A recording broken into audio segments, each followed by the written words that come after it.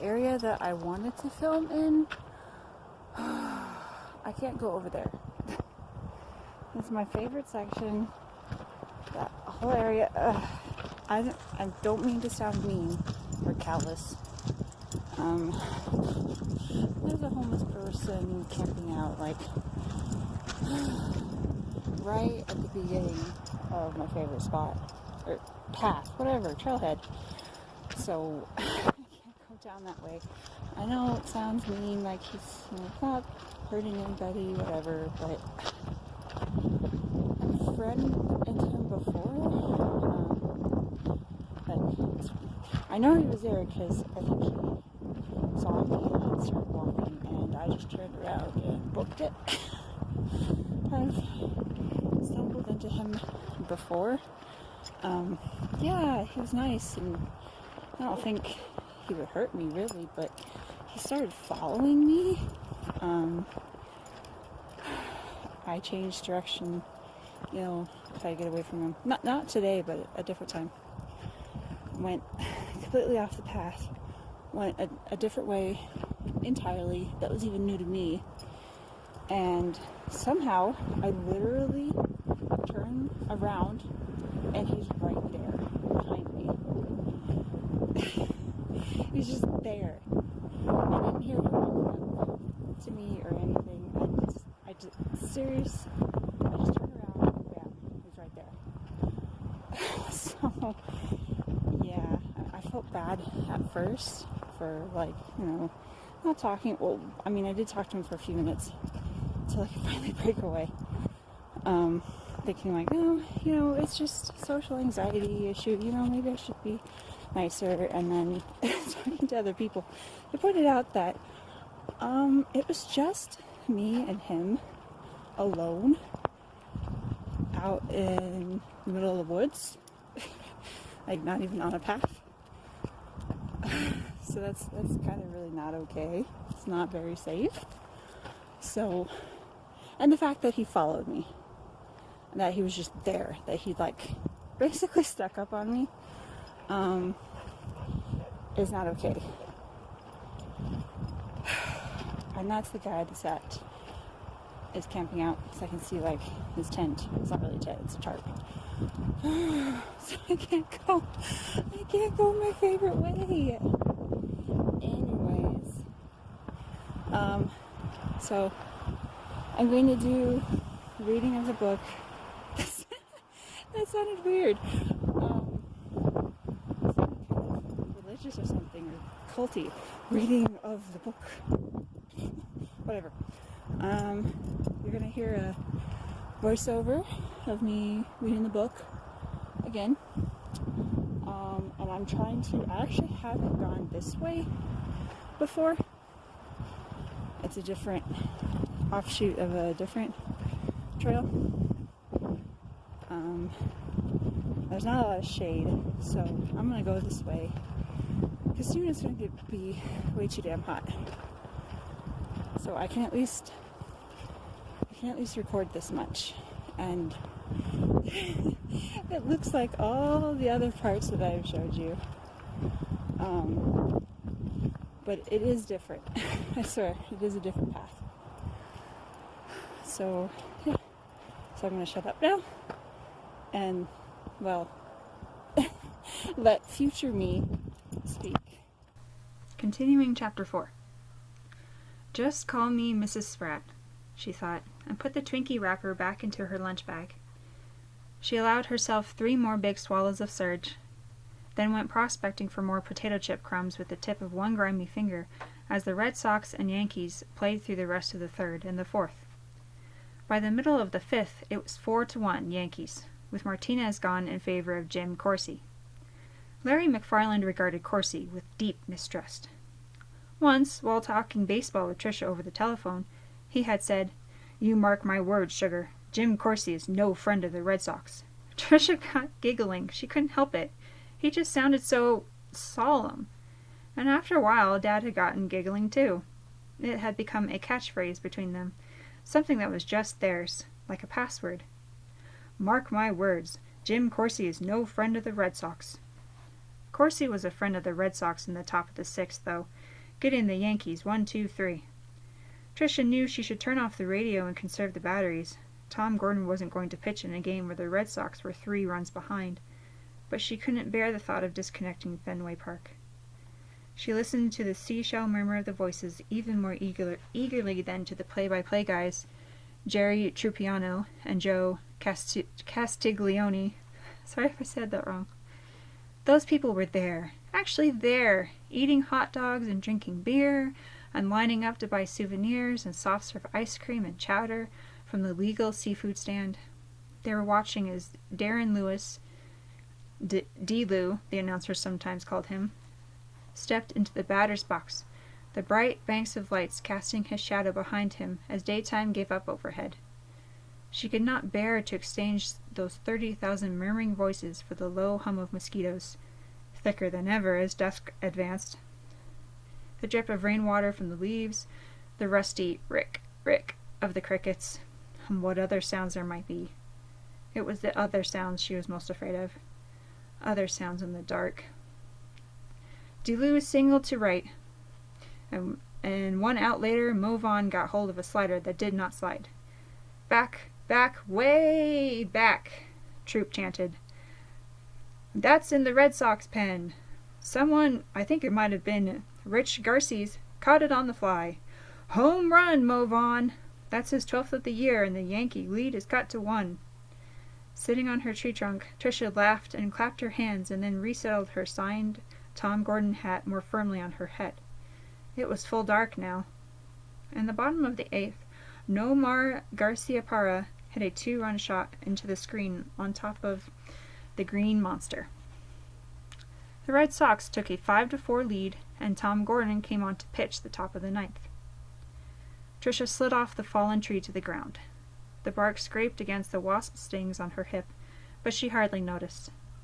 Mosquitoes settled with immediate hungry intent on her bare back where her shirt and the tatters of the blue poncho had roughed up, but she didn't feel them. She gazed at the last hell glimmer glow in the brook, fading tarnished quicksilver, and sat on the damp ground with her fingers pressed to the sides of her mouth. Suddenly it seemed very important that Tom Gordon should preserve the 1-run lead, that he should secure this victory against the mighty Yankees, who had lost a pair to Anaheim at the start of the season and had hardly lost since. "Come on, Tom," she whispered. In a Castle View hotel room, her mother was in an agony of terror. Her father was on a Delta flight from Boston to Portland to join Quilla and his son. At the Castle County State Police Barracks, which had been designated Rally Point Patricia, search parties very much like the ones the lost girl had imagined were coming back in after their first fruitless sallies. Outside the barracks, news vans from 3 TV stations in Portland and 2 in Portsmouth, I don't know if I said that right, were parked. 3 dozen experienced woodsmen, and some were accompanied by dogs, remained in the forests of Mountain and the 3 unincorporated townships which stretched off New Hampshire's chimney: TR-90, TR-100, and TR-110.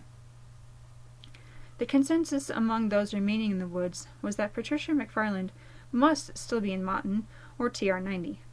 She was a little girl, after all, and likely hadn't wandered far from where she had last been seen.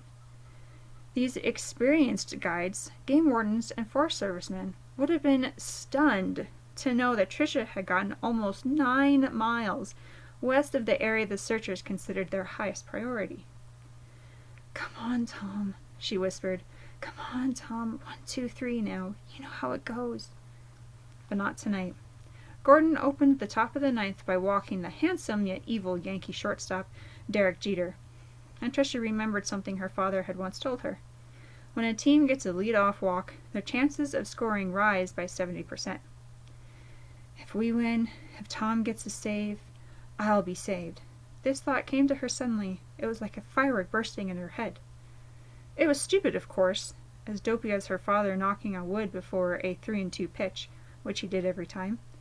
But as the dark drew deeper and the brook gave up its final silver tarnish, it almost seemed irrefutable, as obvious as 2 and 2 makes 4.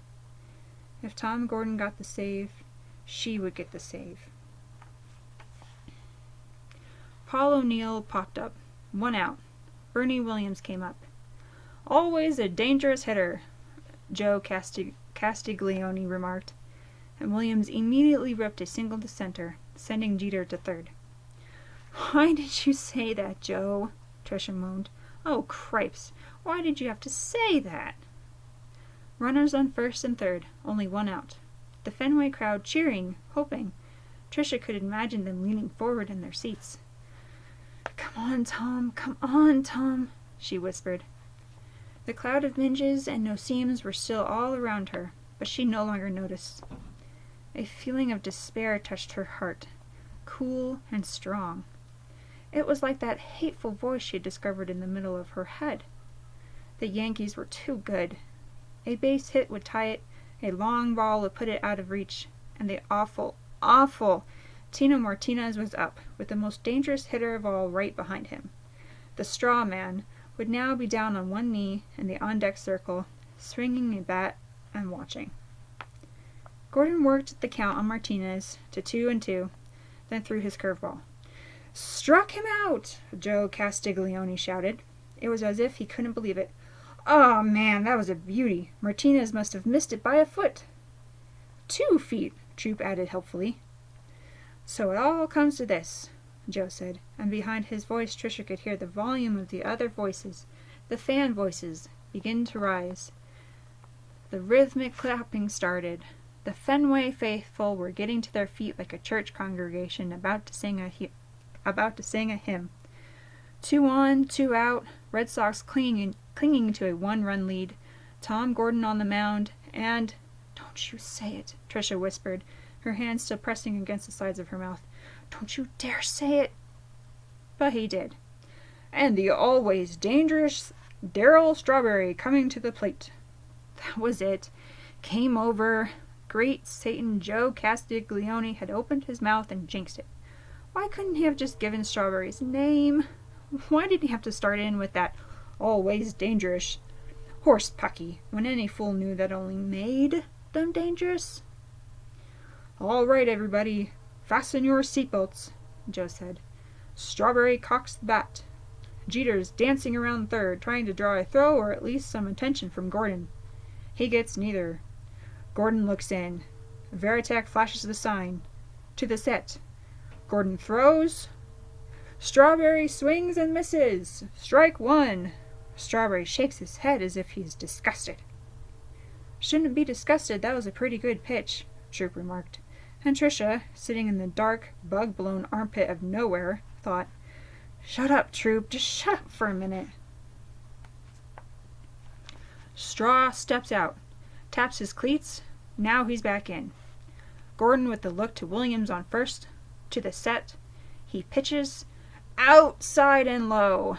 Trisha moaned. The tips of her fingers were now so deeply pressed into her cheeks that her lips were pulled up in a strange, distraught smile. Her heart was hammering in her chest. Here we go again, Joe said. Gordon's ready. He fires. Strawberry swings. And it's a long, high drive to right field. If it stays fair, it's gone. But it's drifting. It's drifting. Drifting. Trisha waited, breath caught. Foul, Joe said at last, and she began to breathe again. But that was too close. Strawberry just missed a 3-run homer. It went on the wrong side of the pesky pole by no more than 6 or 8 feet. I'd say 4 feet, Troop added helpfully. I'd say you've got stinky feet, Trisha whispered. Come on, Tom, come on, please. But he wouldn't. She knew that now for sure, just this close and no closer. Still, she could see him. Not all tall and ginky looking like Randy Johnson. Not all short and tubby looking like Rich Garces. Medium height, trim, and handsome. Very handsome, especially with his cap on shading his eyes. Except her father said almost all ball players were handsome. It comes with the genes, he told her, then added, Of course a lot of them have nothing upstairs, so it all balances out. But Tom Gordon's looks weren't the thing. It was the stillness before he pitched which had first caught her eye and her admiration. He didn't stalk around the mound like some of them did. or bend to fiddle with his shoes, or pick up the rosin bag and then toss it back down in a little flump of white dust. No, number 36 simply waited for the batter to finish all of his fiddle-de-diddling. He was so still in his bright white uniform as he waited for the batter to be ready. And then, of course, there was the thing he did whenever he succeeded in getting the save. That thing as he left the mound. She loved that. Gordon whines and fires, and it's in the dirt. Veritek blocked it with his body, and that saved a run. The tying run. "Stone the Crows," Troop said. Joe didn't even try to dignify that one. Gordon takes a deep breath out on the mound. Strawberry stands in. Gordon wheels, deals, high. A storm of booing rose in Trisha's ears like an ill wind. 30,000 or so umps in the stands didn't agree with that one, Joe, Troop remarked. True, but Larry Barnett behind the plates got the final say, and Barnett said it was high. The count runs full to Darryl Strawberry. 3-2. In the background, the rhythmic clapping of the fans swelled. Their voices filled the air, filled her head. She knocked on the wood of the tree trunk without realizing she was doing it. The crowd's on its feet, Joe Castiglione said. All 30,000 of them, because no one has left the joint tonight. Maybe 1 or 2, Troop said. Trisha took no notice. Neither did Joe. Gordon to the belt.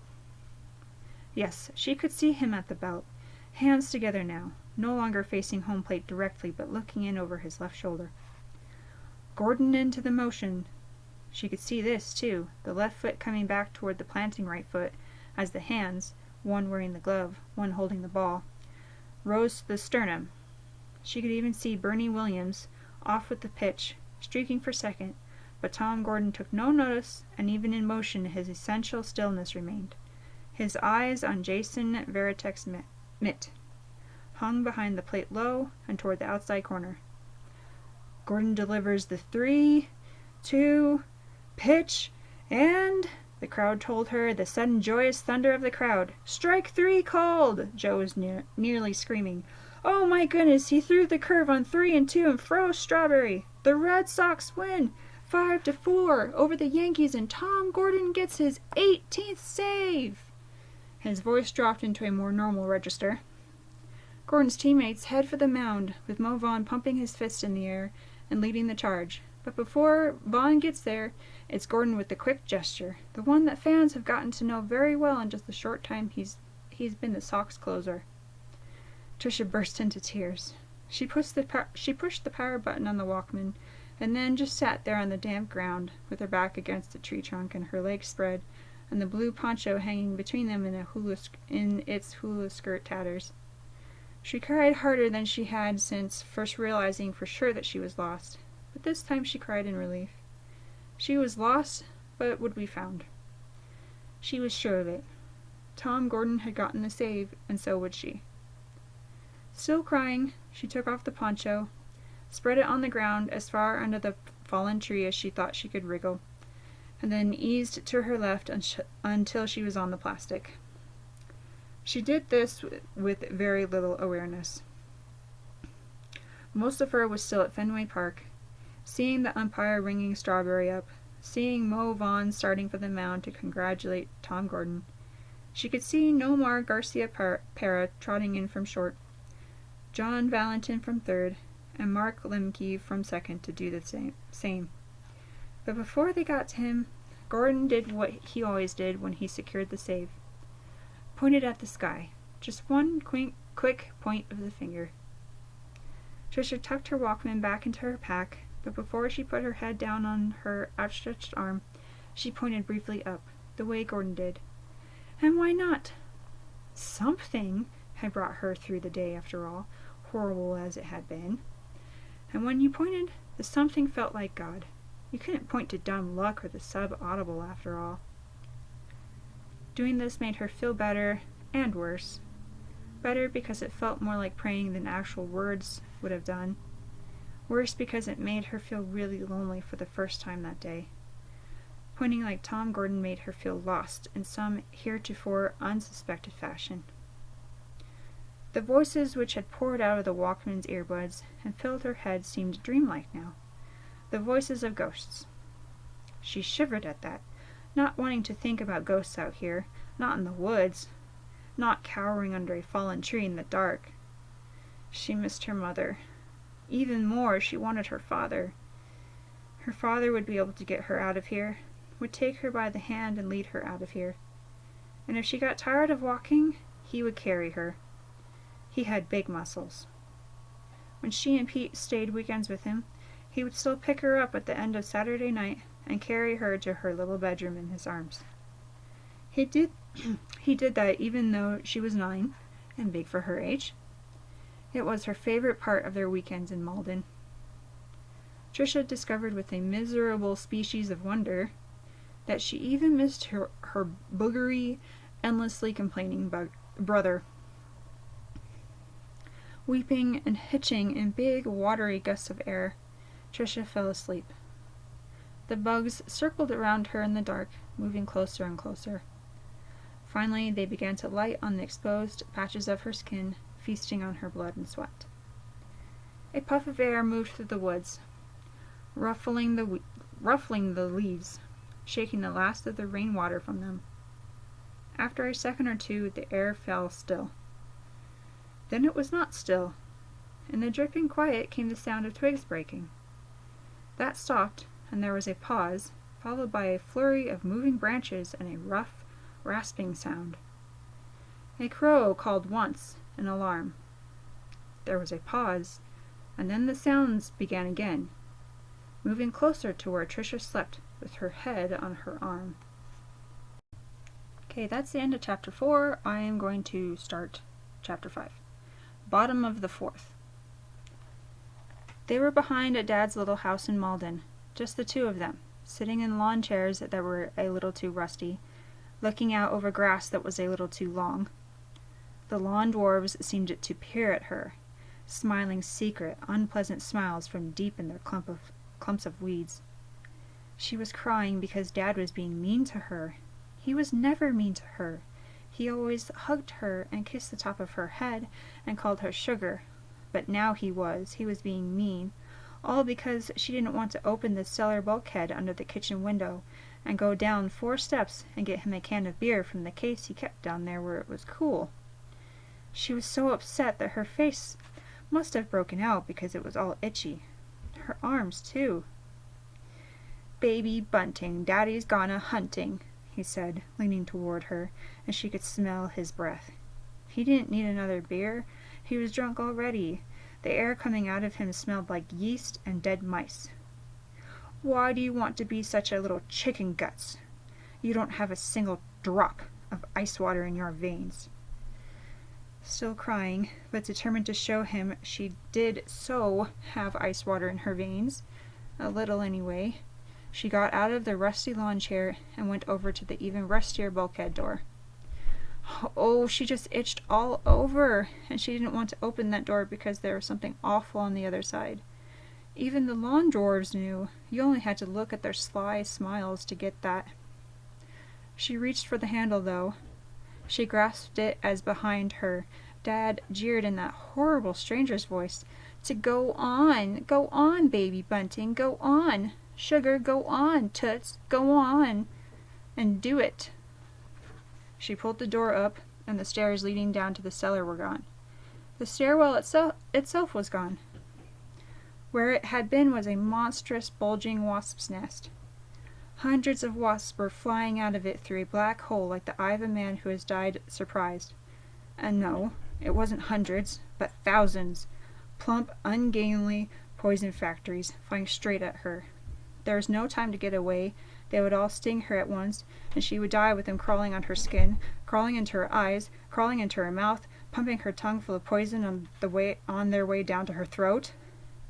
Trisha thought she was screaming, but when she thumped her head against the underside of the tree trunk, showering bits of bark and moss down into her sweaty hair and waking herself up, she heard only a series of tiny, kittenish, mewling sounds. They were all her locked throat would allow. For a moment she was utterly disoriented, wondering why her bed felt so hard, wondering what she had thumped her head on. Was it possible she had actually gotten under her bed? And her skin was crawling, literally crawling from the dream she had just escaped. Oh God, what a terrible nightmare. She wrapped her head again, and stuff began to come back. She wasn't on her bed, or even under it. She was in the woods, lost in the woods. She had been sleeping under a tree, and her skin was still crawling. Not from fear, but because... "Get off! Oh, you bastards, get off!" she cried in a high, frightened voice, and waved her hands rapidly back and forth in front of her eyes. Most of the midges and mosquitoes lifted from her skin and reformed their cloud. The crawling sensation stopped, but the terrible itching remained. There were no wasps, but she had been bitten just the same. Bitten in her sleep by pretty much anything that happened by and stopped for a chomp. She itched everywhere, and she needed to pee. Trisha crawled out from under the tree trunk, gasping and wincing. She was stiff everywhere from her tumble down the rocky slope, especially in her neck and left shoulder, and both her left arm and left leg, the limbs she had been lying on, were asleep. Numb as pegs, her mother would have said. Grown-ups, at least the ones in her family, had a saying for everything.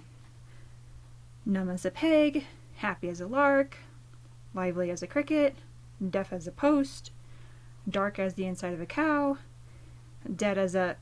No, she didn't want to think of that one. Not now. Trisha tried to get on her feet, couldn't, and made her way into the little crescent of clearing at a hobbling crawl. As she moved, some of the feelings started to come back into her arm and leg. Those unpleasant, tingling bursts of sensation. Needles and pins. "Damn and blast," she croaked, mostly just to hear the sound of her own voice. "It's dark as the inside of a cow out here." Except, as she stopped by the brook, Trisha realized that it most surely wasn't. The little clearing was filled with moonlight, cold and lucid, strong enough to cast a firm shadow beside her and put ash-bright sparkles on the water of her little stream. The object in the sky overhead was a slightly misshapen silver stone, almost too bright to look at. But she looked anyway, her swollen, itchy face and upcast eyes solemn. Tonight's moon was so bright that it had embarrassed all but the brightest stars into invisibility. And something about it, or about looking at it from where she was, made her feel how alone she was. Her earlier belief that she would be saved just because Tom Gordon had gotten 3 outs in the top of the 9th was gone. Might as well knock on wood, toss salt back over your shoulder, or make the sign of the cross before you stepped into the batter's box, as Nomar Garcia Parra always did. There were no cameras here, no instant replays, no cheering fans. The coldly beautiful face of the moon suggested to her that the sub-audible was more plausible after all. A god who didn't know he, or it, was a god. One with no interest in lost little girls. One with no real interest in anything. A knocked-out, loaded god whose mind was like a circling cloud of bugs, and whose eye was the rapt and vacant moon. Trisha bent over the stream to splash her throbbing face, saw her reflection, and moaned. The wasp sting above her left cheekbone had swelled some more. Perhaps she had scratched it or bumped it in her sleep. Bursting through the mud she had smeared on it like a newly awakened volcano, bursting through the old caked lava of its last eruption. It had mashed her eye out of shape, making it all crooked and freakish, the sort of eye that made you glance away if you saw it floating toward you, usually in the face of a mentally retarded person on the street. The rest of her face was as bad or even worse. Lumpy where she had been stung, merely swollen where mosquitoes in their hundreds had at her while she was sleeping. The water by the bank where she crouched was relatively still, and in it she saw there was at least one mosquito still on her. It clung to the corner of her right eye, too logy to even pull its proboscis from her flesh.